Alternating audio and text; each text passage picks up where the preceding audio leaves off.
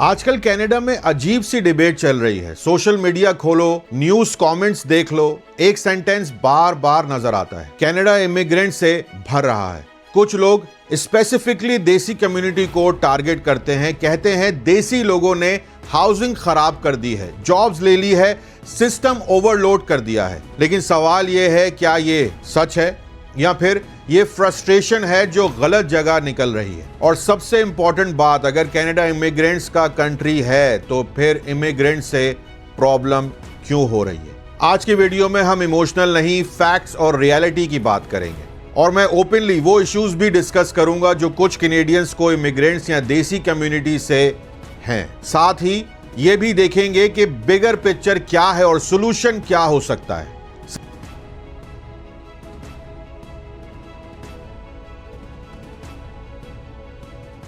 सबसे पहले हिस्ट्री को समझना बहुत जरूरी है। कनाडा ओरिजिनली इंडिजियस पीपल का लैंड था, फिर यूरोप से सेटलर्स आए, British, French, Irish, Italians.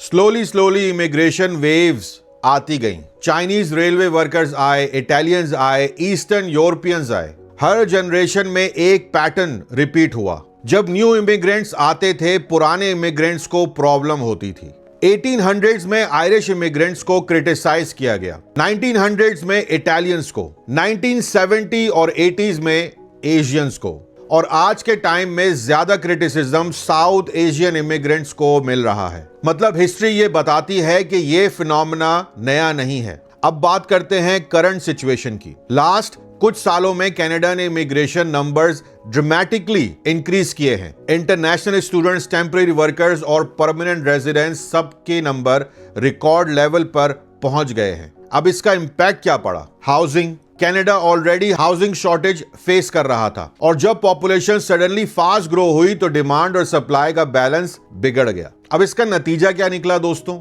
Rent sky rocketing. Toronto और वैंकूवर में तो सिचुएशन एक्सट्रीम हो चुकी है। अब जब रेंट डबल हो जाता है तो नेचुरली फ्रस्ट्रेशन भी डबल हो जाती है और फिर ब्लेम गेम स्टार्ट हो जाता है। कुछ कैनेडियंस कहते हैं इमिग्रेंट्स जॉब ले रहे हैं, लेकिन रियलिटी थोड़ी कॉम्प्लेक्स है। कनाडा की पॉपुलेशन एजिंग हो रही है, उनकी उम्रें बढ़ रही हैं, बेबी बूमर्स रिटायर हो रहे हैं, हेल्थ केयर, ट्रकिंग, कंस्ट्रक्शन और एग्रीकल्चर में लेबर शॉर्टेज है। यहां इमिग्रेंट सिस्टम को सपोर्ट करते हैं। एग्जाम्पल के लिए दोस्तों, ट्रकिंग इंडस्ट्री देखो। अगर देसी ट्रक ड्राइवर सडनली डिसअपियर हो जाएं तो सप्लाई चेन कोलैप्स हो सकती है। इसी तरह हेल्थ केयर में बहुत से इमिग्रेंट डॉक्टर और नर्सेस काम कर रहे हैं। तो इमिग्रेंट्स जॉब ले भी रहे हैं, लेकिन जॉब्स क्रिएट भी कर रहे हैं। कुछ कंप्लेंट्स कल्चरल भी होती हैं, जैसे कि लैंग्वेज बैरियर। कुछ लोग कहते हैं कि कुछ इमिग्रेंट्स इंटीग्रेट ही नहीं करते, अपनी कम्युनिटी में ही रहना पसंद करते हैं, लेकिन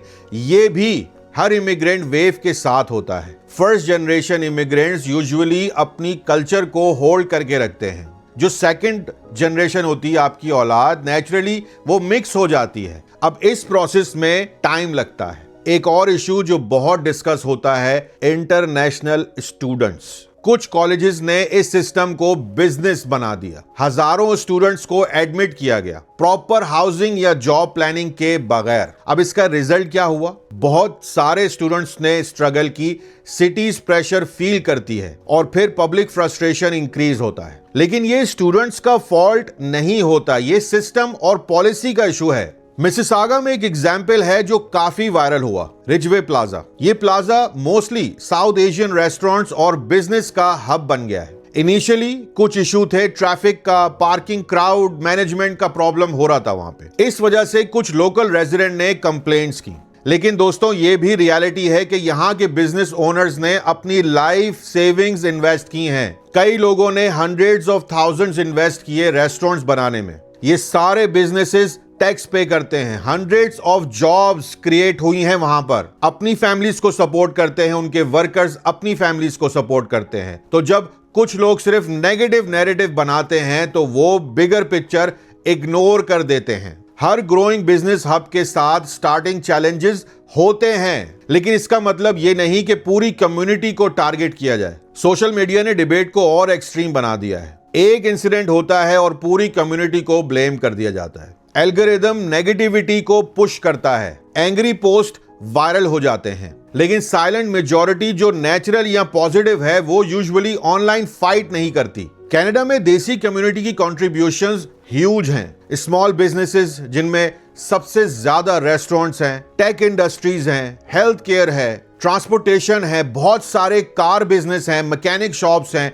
ये लोग टैक्स पे करते हैं, जॉब्स क्रिएट करते हैं और लोकल इकोनॉमी को सपोर्ट करते हैं। हर इमिग्रेंट स्टोरी के पीछे स्ट्रगल होता है भाई। लोग अपनी फैमिली से दूर आते हैं। बहुत सारे इमिग्रेंट जीरो से लाइफ को बिल्ड करते हैं। आपका भाई बहुत बड़ी मिसाल है इसकी। तो सोल्यूशन क्या है? सबसे पहले इमिग्रेशन प्लानिंग बेटर होनी चाहिए। हाउसिंग और इंफ्रास्ट्रक्चर के साथ बैलेंस होना चाहिए। इमिग्रेंट्स को भी लोकल कल्चर और रूल्स समझने चाहिए और उसकी रिस्पेक्ट भी करनी चाहिए। कम्युनिटी इंटीग्रेशन इंपॉर्टेंट है और सबसे इंपॉर्टेंट ब्लेम गेम बंद होना चाहिए। कनाडा की स्ट्रेंथ हमेशा डाइवर्सिटी रही है। ये कंट्री इमिग्रेंट से बनी है और इमिग्रेंट से ही ग्रो करेगा। लेकिन ग्रोथ तभी हेल्थी होगी जब प्लानिंग और अंडरस्टैंडिंग दोनों तरफ से हो। आप लोग क्या सोचते हो?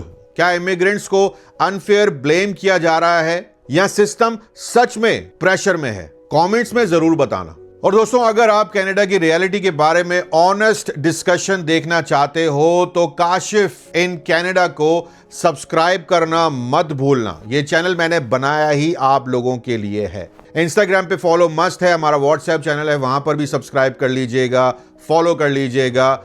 मेरी each and every video, her video जो है मेरी, उसके सबटाइटल्स में हिंदी और इंग्लिश दोनों मिलेंगे आपको। अपना बहुत ख्याल रखें। Take care. अल्लाह हाफिज।